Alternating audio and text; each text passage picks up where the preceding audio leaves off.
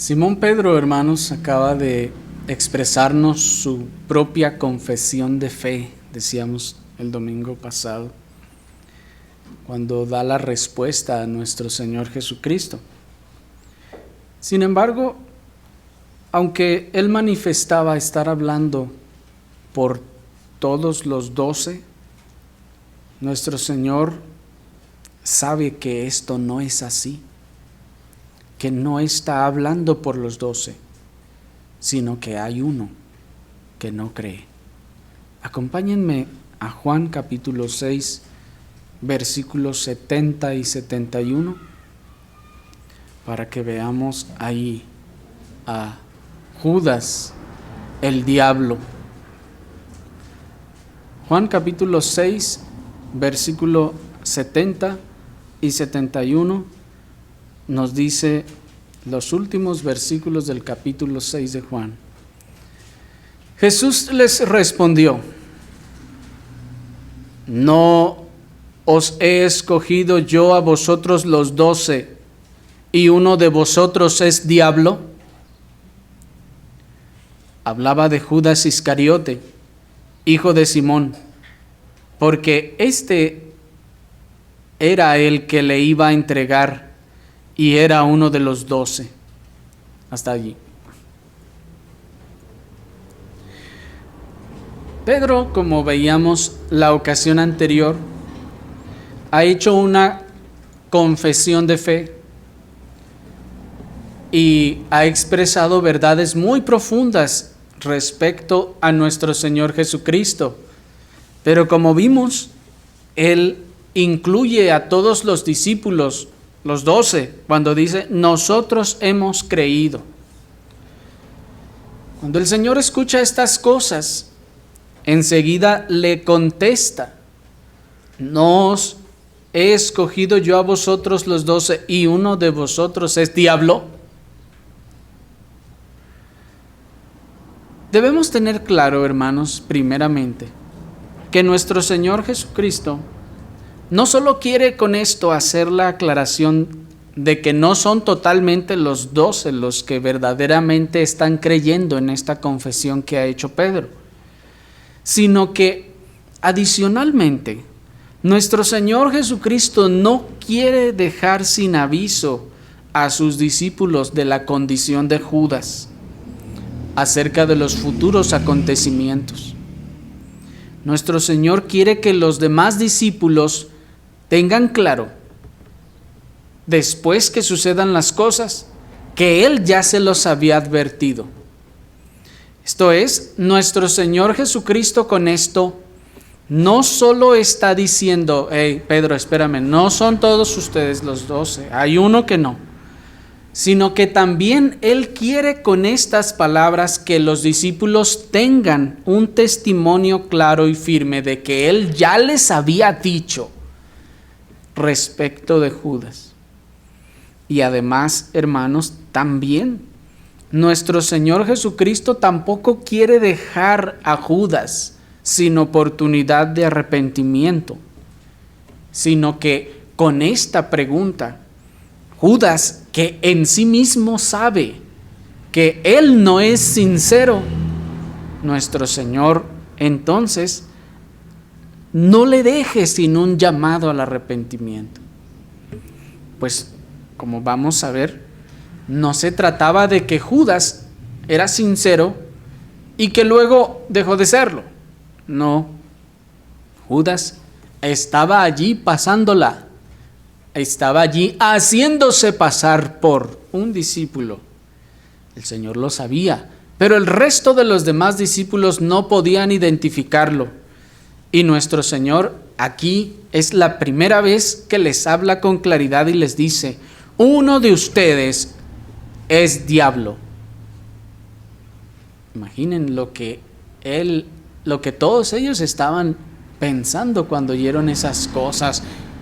Pedro le acaba de decir, como veíamos, una de las confesiones de fe más sólidas que se pudieron haber dado en ese momento. Enseguida nuestro Señor les dice: sí, pero uno de ustedes es diablo. Hermanos, qué cosa tan desconcertante, ¿no les parece? Pero noten la manera en la que el Señor les dice, no os he elegido yo a vosotros los 12 y uno de vosotros es diablo. ¿Por qué el Señor no dice, sí, Pedro, está bien lo que dices, pero uno de ustedes es diablo? Tal vez alguien podría pensar que estaría diciendo lo mismo, pero no, hermanos, el Señor, noten que primero aclara y dice, no os he elegido. Noten, hermanos, primero el Señor establece la elección y dice, yo los elegí. Pero uno es diablo. Lo que significa, hermanos, que aquí hay dos enseñanzas en la pregunta del Señor. Una, respecto a la elección. Él quiere dejar claro respecto a la elección que Él ha hecho y también quiere dejar claro que uno de ellos es diablo. ¿Se dan cuenta? Ahora, en cuanto a la elección de estos 12, miren cómo nuestro Señor lo enfatiza cuando les dice, ¿no os he escogido yo a vosotros los 12? Es como si el Señor dijera, yo los escogí a ustedes y por eso ustedes no se han ido. Recuerden que en el contexto se acaban de ir muchos y el Señor les dice, ¿ustedes también se quieren ir? Y ellos contestan a través de Pedro lo que vimos la ocasión anterior. El Señor les está diciendo también, la razón por la que ustedes no se han ido es porque yo los escogí. Y si yo los escogí, entonces no se van a ir. Y aunque la elección a la que se refiere aquí nuestro Señor Jesucristo es la elección para ser sus 12 discípulos especiales o sus 12 apóstoles, ciertamente, hermanos, de manera implícita se encuentra también la elección para salvación. Puesto que, aunque ciertamente Dios escogió a ellos para que fueran de verdad y ejercieran el apostolado, ¿cómo podrían ejercer el apostolado en sí, es decir, ya en forma, si no fueran salvos? Pero ciertamente, nuestro Señor está hablando aquí primariamente de la elección para el apostolado. De manera que nuestro Señor Jesucristo también está expresando aquí que la razón por la que ellos creen estas cosas es porque fueron elegidos para creer, excepto uno. Pues el Señor está diciendo, no los elegí a ustedes y uno de ustedes es diablo. Es decir, no está diciendo, yo los elegí a todos ustedes y yo sé que todos ustedes creen. No, sino hace la aclaración, yo los escogí a todos ustedes, pero uno de ustedes no para lo mismo. Los 12 fueron pues elegidos también para cumplir los propósitos de Dios en la instalación de la economía del nuevo pacto y en la inauguración de la iglesia neotestamentaria. Pues ya vimos en una ocasión anterior cuando hablamos de los 12 patriarcas del Evangelio, ¿se acuerdan? Veíamos cómo, hermanos, Dios había tenido un propósito al escoger a estos 12. Dios les iba a comisionar a ellos para que ellos fueran el fundamento de la iglesia del Nuevo Testamento. ¿Se acuerdan? Dios les había comisionado a estos 12 para que ellos fueran los que iban a establecer los procedimientos o la manera en la que se iban a llevar a cabo las cosas en la economía del nuevo pacto. Pues ya que había un cambio en este caso, estos eran los discípulos que iban a establecer lo que se iba a hacer de aquí en adelante. Así que ellos son elegidos, hermanos, con toda la intención. Dios tenía propósitos específicos y muy importantes al escoger a estos 12. Así que la elección de cada uno de ellos, hermanos, en ninguna manera fue arbitraria. El Señor no fue que dijo de Tim Marín de Dopingway, tú vente para acá. No, nuestro Señor, aún desde la eternidad pasada, había determinado quiénes habría de escoger. Y el Señor pues determinó a estos 12, y la elección de ellos, hermanos, en ninguna manera fue un error en el caso de Judas. No debemos pensar que cuando el Señor escogió a Judas, se equivocó. No, sino que había un propósito eterno. Pues ciertamente todos fueron elegidos, aunque no todos para la misma función. No todos para la misma tarea. Los 12 fueron elegidos, dice el Señor, pero no todos los 12 fueron elegidos para hacer la misma tarea. Pues Juan capítulo 13, versículo 18 nos dice, no hablo de todos vosotros, le dice el Señor a sus discípulos. Yo sé a quienes he elegido, mas para que se cumpla la Escritura, el que come pan conmigo, levantó contra mí su calcañar. Miren, el Señor está diciendo, yo sé a quienes elegí. No fue esto un azar, no fue una tómbola a ver quién salía. No, hubo un propósito, dice el Señor, yo sé, yo los conozco bien a ustedes, así como también conozco al que come pan conmigo, y en este caso, levantó contra mí su calcañar. De tal forma, hermanos, que la elección de Judas entre los 12, como les decía, en ninguna manera fue un error. La elección de Judas entre los 12 no fue algo que se salió de control de las manos de Dios, sino que la elección de Judas entre los 12 tenía un propósito eterno. No el de ser apóstol, en este caso, ejercer el apostolado una vez que se haya inaugurado la iglesia neotestamentaria, pues vemos que Judas no llegó hasta allá. Pero él fue elegido con el propósito de cumplir la Escritura de que alguien le había de traicionar. Judas fue elegido para traicionar al Señor. Sí, hermanos. Sí, en esencia el Señor le eligió y ese era el propósito de su elección. Pero alguien se preguntará, ¿pero por qué el Señor escogió a Judas? Si ya sabía entonces que lo iba a traicionar. Bueno, en primer lugar, lo escogió porque la Escritura se tenía que cumplir. Lo escogió para que se cumpliera la Escritura, ya nos decía el texto anterior. Para que se cumpla la Escritura, el que come pan conmigo, levantó contra mí su calcañar. En segundo lugar, nuestro Señor escogió a Judas a pesar de que sabía que lo iba a traicionar, para que Judas fuera testigo de la inocencia de nuestro Señor Jesucristo, aún en lo privado. Lo escogió para que Judas fuera testigo de la inocencia de nuestro Señor Jesucristo, aún en privado.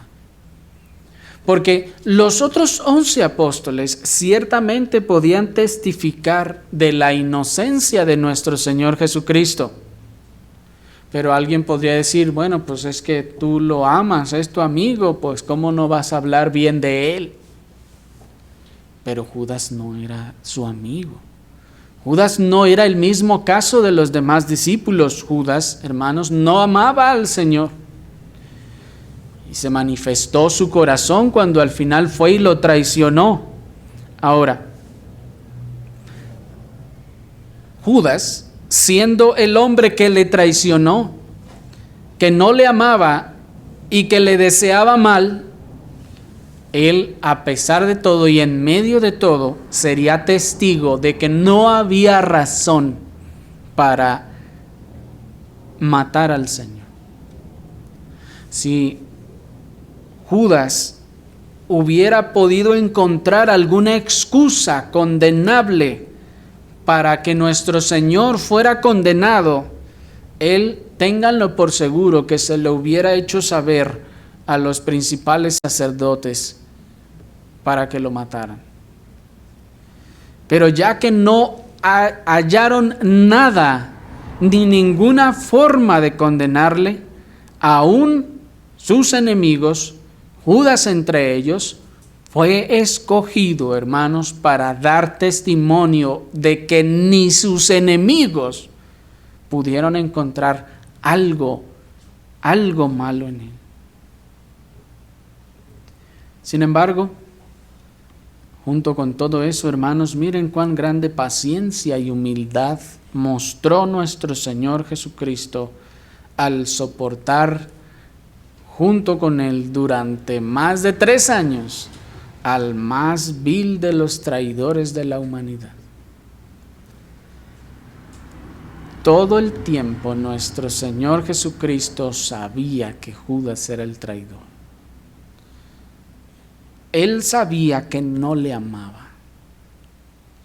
Y miren, hermanos, cómo nuestro Señor todo ese tiempo lo soportó con paciencia. Nuestro Señor Jesucristo, aunque sabía que Judas lo iba a traicionar, continuó enseñándole su palabra al igual que a todos los demás. Tengan por seguro que nuestro Señor Jesucristo no mostró ninguna distinción para con Judas ni para con ninguno de los demás de manera negativa. Es decir, Judas no podía decir: es que yo siento que él me trata mal, yo siento que él me trata menos que a los demás, no sé por qué lo hace, pero me trata diferente. No, Judas no tenía nada que decir. Nuestro Señor le trataba igual que a todos, le enseñaba con la misma paciencia, le daba la misma confianza que a todos, y es más, un poco más de confianza, pues Judas era el tesorero. Judas era el que traía la bolsa, y no, hermanos, se da este tipo de responsabilidades a quienes son más confiables. Miren, hermanos, cómo nuestro Señor, a pesar de que sabía quién era Judas y su propósito, aún así lo escogió. Aún así lo soportó y lo trató como los demás, y aún le dio autoridad igual que a los demás sobre los demonios. Hermanos, y esto es importante, ténganlo en cuenta, porque el Señor bien hubiera podido darle autoridad a todos menos a él, y él le hubiera dicho: mira, Judas, bueno, tú quédate aquí conmigo, tú vamos a hacer algo, un trabajo tú y yo, y no darle autoridad. No, pero también le dio autoridad igual que a los demás. Y todo el tiempo el Señor estaba consciente de que él era el traidor. Miren, hermanos, cómo el Señor compartió su mesa y su comida con Judas y dormía con él. Es decir, junto con todos ellos compartía todo lo que tenía. Judas entonces no tenía nada que decir, ninguna cosa que reprocharle al Señor. Pero miren, hermanos, toda la paciencia del Señor. Toda la paciencia del Señor contra el traidor y el más grande de los hipócritas de la humanidad. El Señor sabía. Imagínense cuando Judas estaba diciendo alguna cosa: oh Señor, cuánto te amamos y te estimamos. Y el Señor sabía que eran puras patrañas lo que estaba diciendo. ¿Y qué le decía el Señor? Apártate, hipócrita. No, el Señor lo soportó con paciencia. Miren, hermanos, qué cosa tan impresionante de nuestro Señor. Pero debemos tener en cuenta que es en retrospectiva que el apóstol Juan, escritor de este evangelio, nos señala que es Judas a quien se refiere. Porque en ese momento, cuando el Señor les dice, no os he elegido yo a vosotros 12 y uno de vosotros es diablo, ellos no sabían de quién se trataba. Incluso estaban allí en la cena y el Señor les dice, uno de vosotros me va a entregar. ¿Y qué hacen ellos? ¿Voltean a ver a Judas? No, ellos se preguntan, Señor, ¿seré yo? ¿Seré yo? Ellos no tienen idea, hermanos, de qué está pasando con Judas.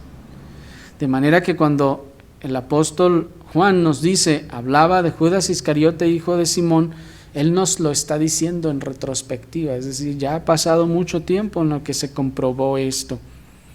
Nadie tenía de los discípulos la más mínima idea de quién podría ser este diablo. Sin embargo, nuestro Señor Jesucristo lo anuncia con mucha antelación para mostrar su omnisciencia y para mostrar también su control de la situación. Que nuestro Señor se los haya anunciado con tanta antelación nos está mostrando que el Señor quiere que los discípulos tengan claro que Él es omnisciente, que Él ya lo sabe todo y también que Él tiene control de todo esto.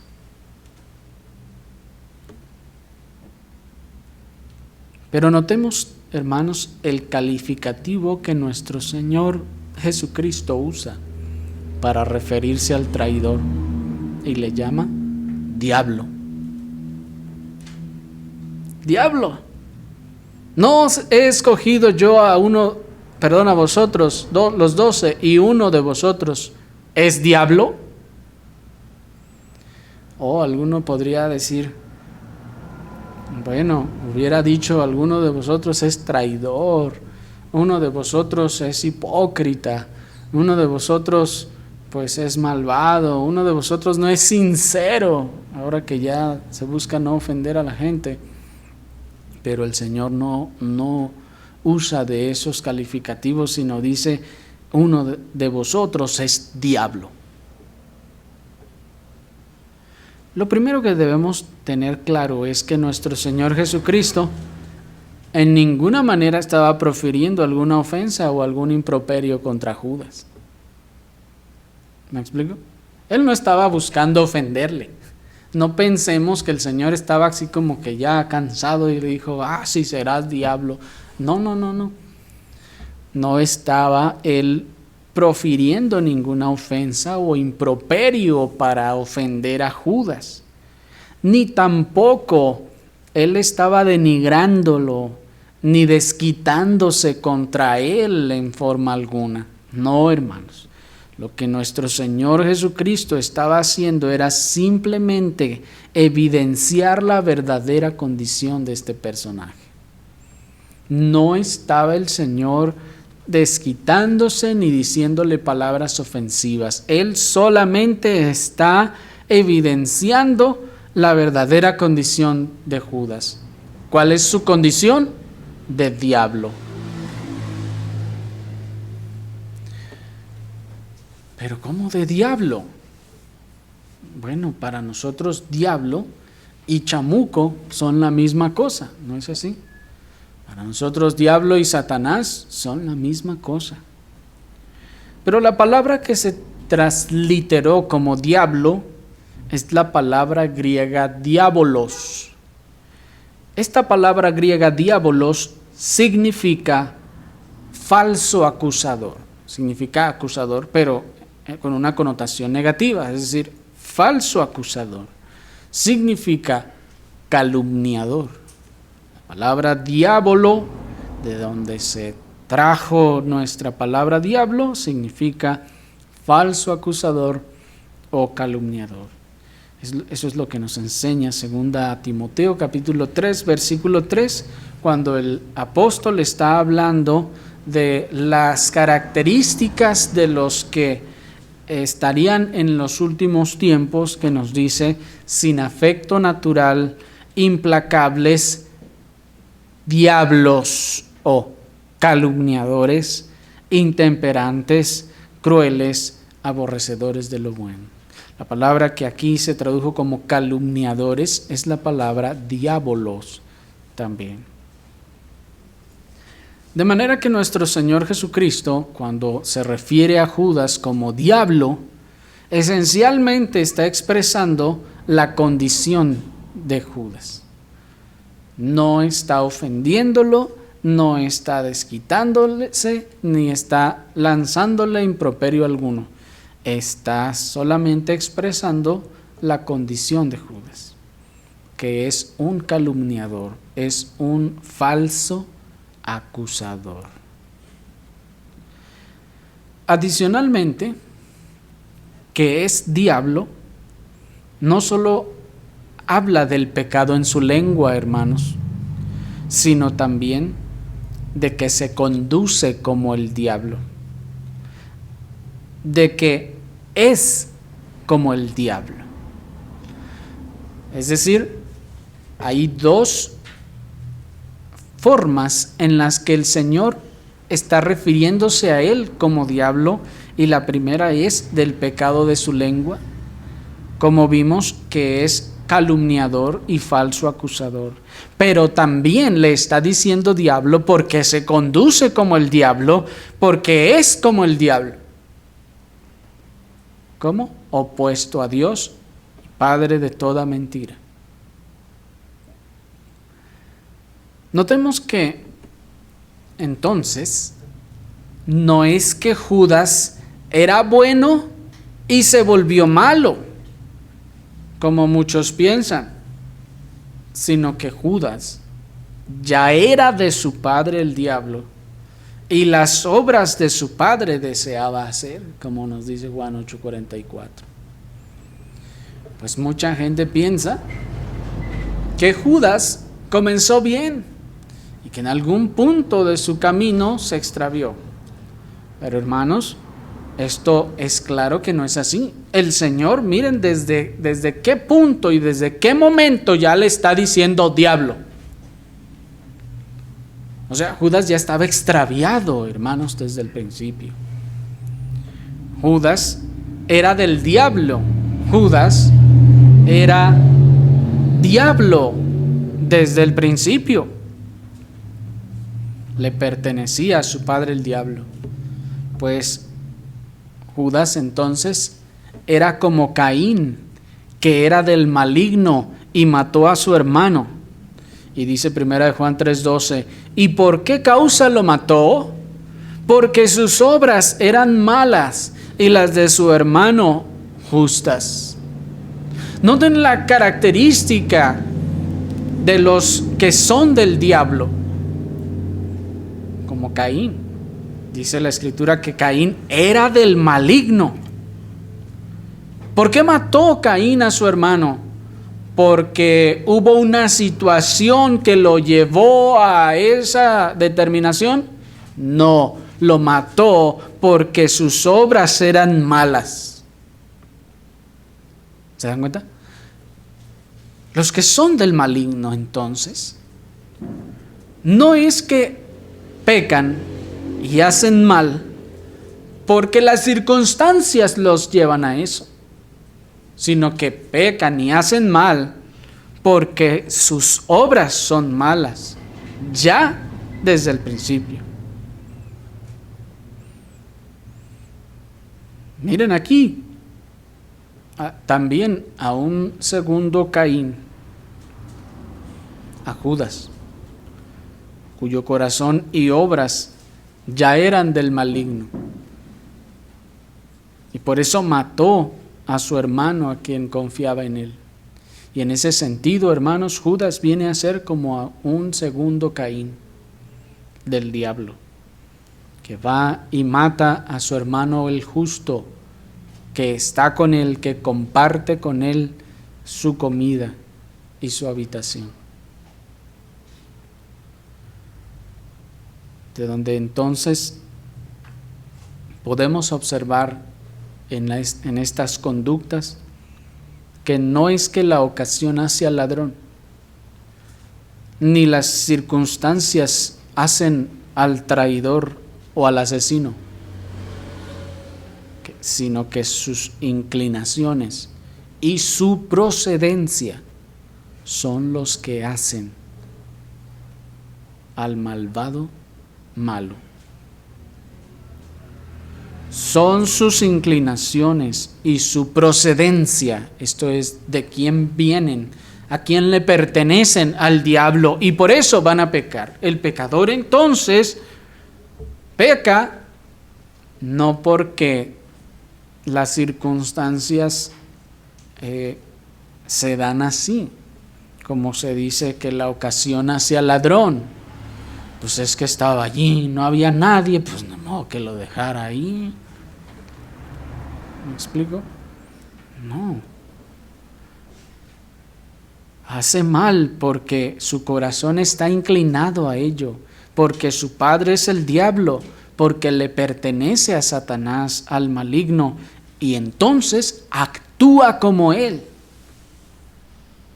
Por eso es como él, se parece a él. Así que noten cómo el que hace mal es del maligno, se parece a él, es como él.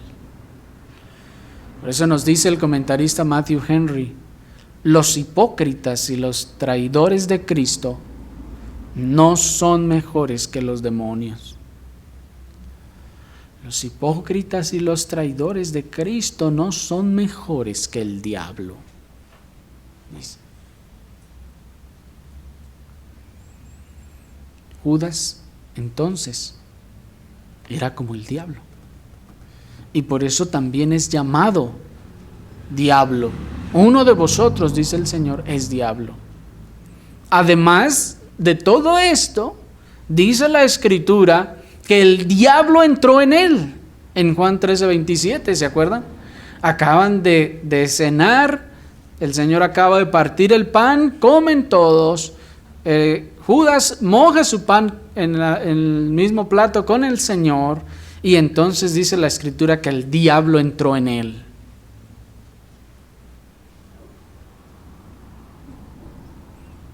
Así que, hermanos, miren toda la relación que tiene Judas con el diablo. Noten que aquellos en cuyos cuerpos entran los demonios son llamados como endemoniados, ¿no? Cuando el demonio entra, algún demonio entra en una persona, esa persona es llamada endemoniado. Pero Judas no es llamado endemoniado. Miren, hermanos, eso.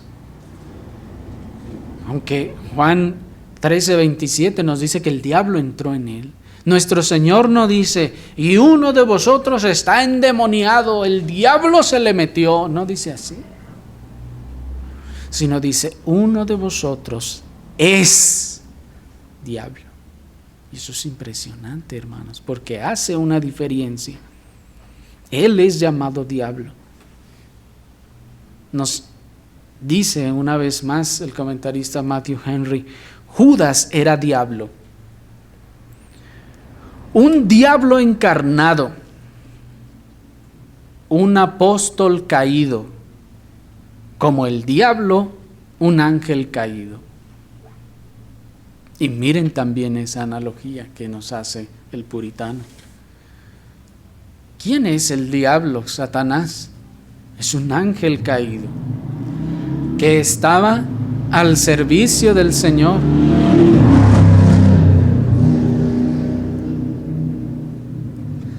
Que estaba en el lugar especial de la presencia del Señor. ¿Y qué hizo? Cayó. Y así dice el puritano Judas era o fue un apóstol caído. Y aunque nunca vio al Señor resucitado, ni participó de la gracia derramada en Pentecostés, ciertamente tomó parte del ministerio y apostolado y cayó, nos dice Pedro en Hechos 1:25, para irse a su propio lugar. Ciertamente, Judas no terminó ejerciendo de manera plena, de manera, digamos que como estaba planeado que ejerciera su oficio como apóstol, pues él nunca vio al Señor resucitado, cosa que es uno de los requisitos del apóstol. ¿Se acuerdan? Haber visto al Señor. Bueno, Judas lo vio previamente. Ellos fueron testigos de la resurrección del Señor, aunque Judas no. Judas tampoco participó de la gracia derramada allí en Pentecostés, pero a pesar de todo, como leímos en Hechos capítulo 1, Judas tomó parte del ministerio con el Señor. Pedro dice, de este ministerio y apostolado, del cual dice Pedro, cayó para irse a su propio lugar. De manera que Judas vino a ser un tipo del diablo en la tierra. Judas vino a ser un tipo del diablo en la tierra, en la creación material, caído y convertido en el epítome de la traición y de la hipocresía. Así como el diablo mismo, caído del servicio de Dios, de la presencia misma de Dios, Judas viene a ser su contraparte terrenal, su contraparte aquí en la tierra, habiendo estado en la presencia y el servicio mismo de Cristo nuestro Señor, la segunda persona de la Trinidad. Cayó para convertirse en el epítome de la traición y la hipocresía. A lo largo de la historia no se cuenta ni se contará de nadie mayor en traición que Judas. Pues todos, absolutamente todos los traidores de la historia tienen razones y motivos para traicionar al que traicionaron. Pero Judas nunca tuvo uno solo. Por eso es el mayor de los traidores y es el epítome también de la hipocresía. Es el mejor, en ese caso, de los hipócritas. Y ya que la Escritura nos dice que el diablo se disfraza ¿de qué? De ángel de luz. Mírenlo a Judas haciendo lo mismo, disfrazándose de discípulo de Cristo, de fiel seguidor, y durante 3 años engañó a todos. Ni el mismo Pedro pudo discernir algo en él.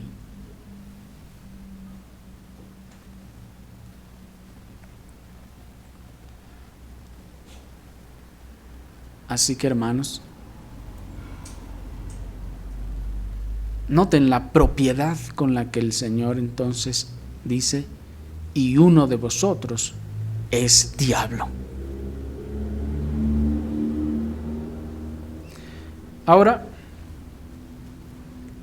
no quisiera que pasemos por alto que Judas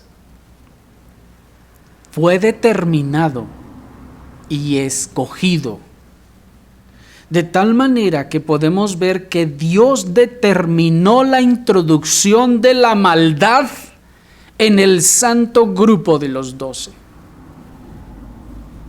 ¿Se dan cuenta? No ocurrió, como ya vimos, como un accidente, ni como un resultado incontrolado, ni algo que surgió después. Por eso dijimos y establecimos, Judas no era que era bueno y luego se volvió malo. No. Y no es que el Señor escogió a Judas y no sabía lo que iba a pasar con él. No. Y no es que la elección de Judas como el traidor le convirtió en el traidor. No, él ya era el traidor y por eso fue elegido, porque era traidor. ¿Me explico? Ahora, pero noten que si él ya era traidor, era hijo del diablo, era diablo, miren cómo la providencia divina lo determinó, lo tomó y lo introdujo en el santo grupo de los 12. Qué cosa tan impresionante, ¿no les parece? Qué cosa tan impresionante.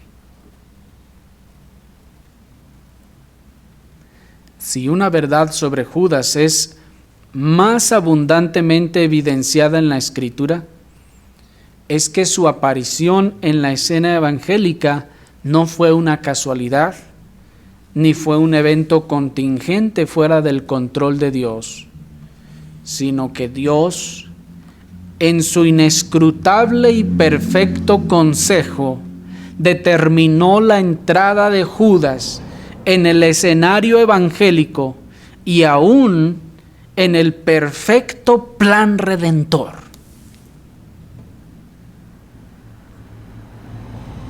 Piénsenlo. En ese inescrutable y perfecto consejo de la sabiduría de Dios, Dios determinó, y no fue un accidente, Dios introdujo a Judas en el escenario evangélico, y no solo en el escenario evangélico, sino lo introdujo también en el plan redentor perfecto. Pues fue elegido y cumplió su función.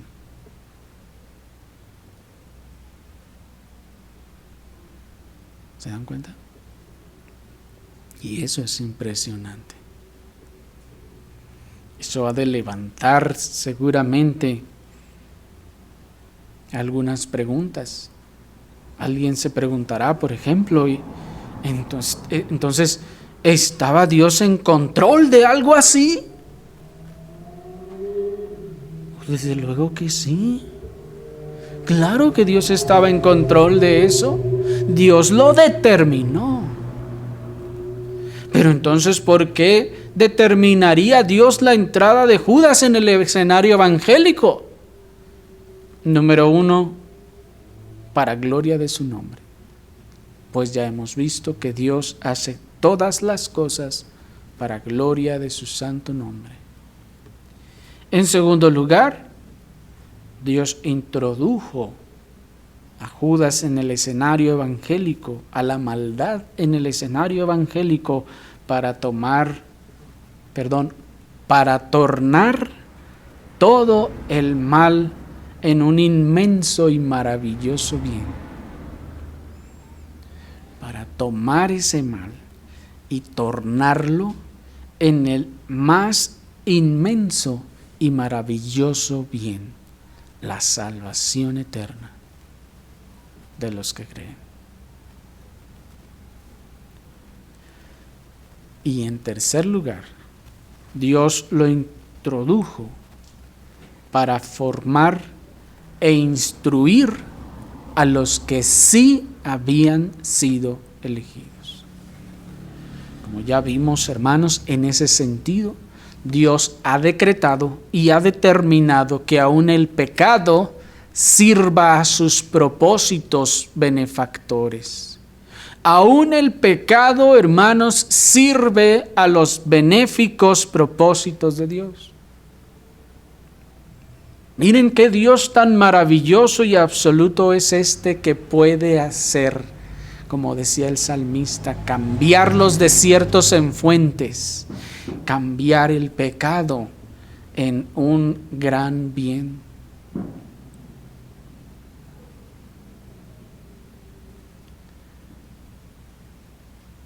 Así que el Señor se glorificó en todo esto. Pero, por otro lado, la realidad de que entre los 12 discípulos había un diablo nos enseña que no porque había un diablo debemos pensar entonces que todos eran diablos. ¿Sí? No porque entre los 12 había un diablo, vamos a tacharlos a todos de diablo. Y lo menciono esto, hermanos, porque tendemos a siempre enfocarnos injustamente en el único mal para juzgar hacia los demás. Y eso no solo es injusto, sino también es pecaminoso. Pero esa es la tendencia del hombre. Hay una persona que no hace las cosas bien y se tacha a todos por igual. ¿No es así? Hay uno que da mal ejemplo y a todos se tacha por igual. Hermanos, si usáramos esa misma regla con los discípulos, entonces ¿dónde terminarían los otros 11 apóstoles?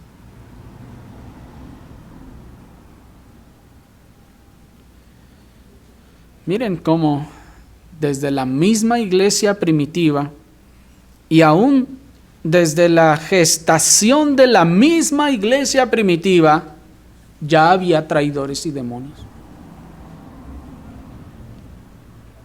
Pónganse a pensar en eso. Aún desde la gestación misma de la iglesia primitiva ya había traidores y demonios.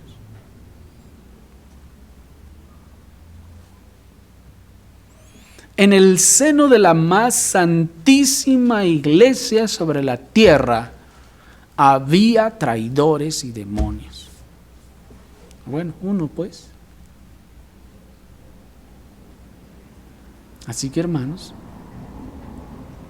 no nos debe extrañar que en la iglesia, aunque sea verdadera, actual, de cuando en cuando se levanten algunos engañadores e hipócritas.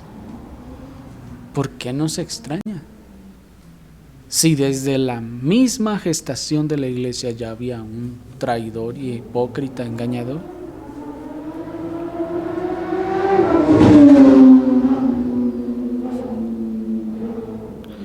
No nos debe escandalizar que en la iglesia verdadera actual, de cuando en cuando se levanten algunos falsos maestros y lobos rapaces. Sí, se levantan algunos falsos profetas en iglesias sanas y terminan torciendo muchas cosas. ¿No debe de escandalizarnos esto, hermanos? En la iglesia más santa sobre la tierra había un traidor y un diablo. No nos debe desalentar ni desanimar que en la iglesia verdadera actual, de cuando en cuando se levanten algunos traidores y calumniadores de la verdad, hermanos. Si no, imagínense entonces a los demás discípulos todos desanimados, o a los 120 ahí, no, pues mira, ay, Judas traidor, no, pues ¿para qué le seguimos? Si mira es cómo se levantó Judas. ¿Me explico? Por último, hermanos, nuestro Señor Jesucristo no dice el nombre del que es diablo. Noten que dice, uno de vosotros es diablo, y no les dice quién. ¿Por qué lo hace? ¿Por qué no lo hace? A fin de que todos se examinaran a sí mismos. Qué fácil hubiera sido, hermanos, haberles dicho, es Judas. Los demás no se preocupen, es Judas. Pero, hermanos, Él lo hace también para que ellos aprendan a examinarse a sí mismos. Y digan, ¿seré yo? ¿Seré yo el demonio? En el caso de Judas,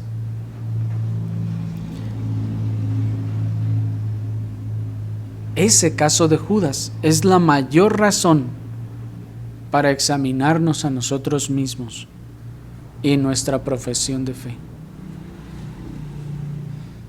Porque hubo un Judas, es una razón, hermanos, fundamental para examinarnos a nosotros mismos, examinar nuestra profesión de fe, si de verdad somos sinceros y hemos sido salvos o no.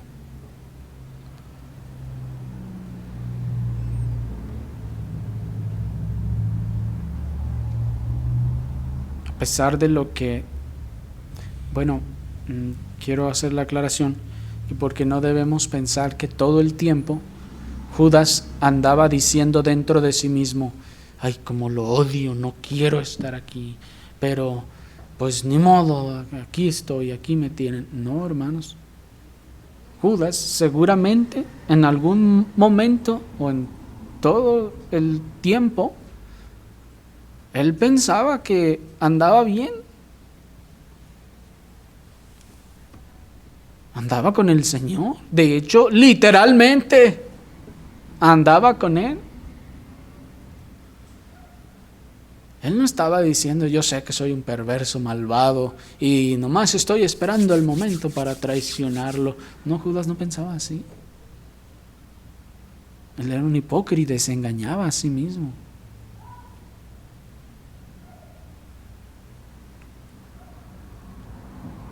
Y a pesar de lo que se promueve en muchos círculos, hasta reformados, el caso de Judas nos muestra que la marca de vida no es una certeza personal inexpugnable de que soy salvo, sino una eventual autoexaminación dudosa de mi profesión de fe.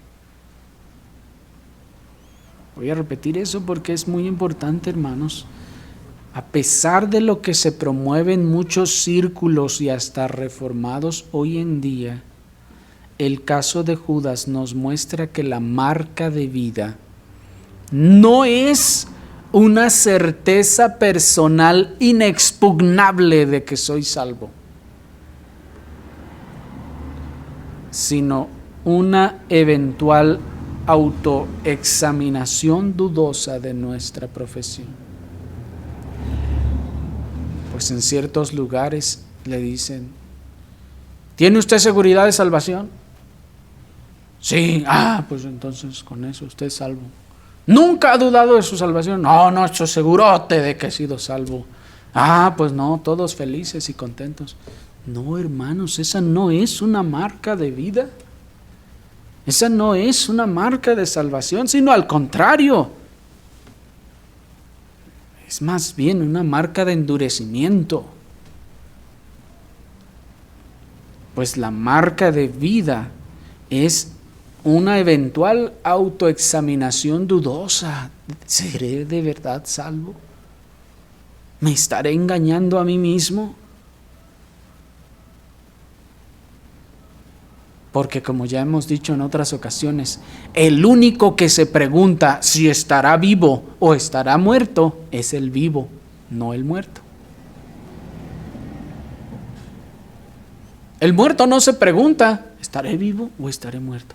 No, es el vivo el único que se pregunta. Como algunos salen con rollos filosóficos y estaremos dentro de un sueño, seremos esto, lo otro. ¿Estaré vivo o solo estoy soñando que estoy vivo? Ya ven con cada cosa que salen. Pero la razón de que se pregunta si está vivo es porque está vivo. El muerto no se pregunta si está vivo, no tiene ni idea. De la misma manera, el creyente verdadero que está realmente vivo es el que se pregunta con cierta constancia o frecuencia: ¿seré de verdad salvo? Yo veo mi vida de verdad, ¿el Señor me habrá salvado genuinamente?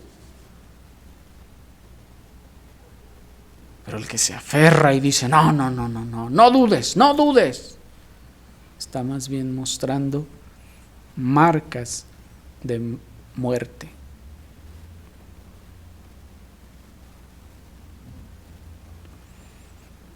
Judas echaba fuera demonios junto con todos los demás discípulos.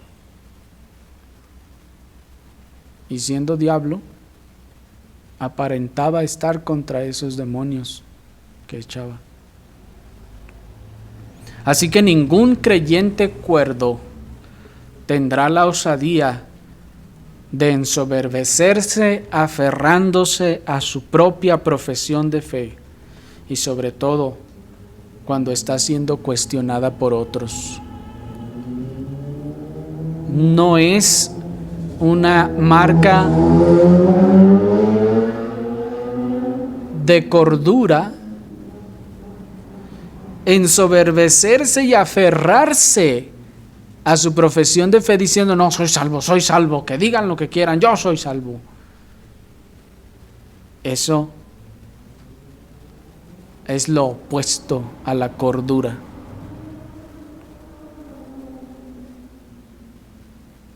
Y sobre todo cuando se le está cuestionando, pero yo estoy viendo otra cosa.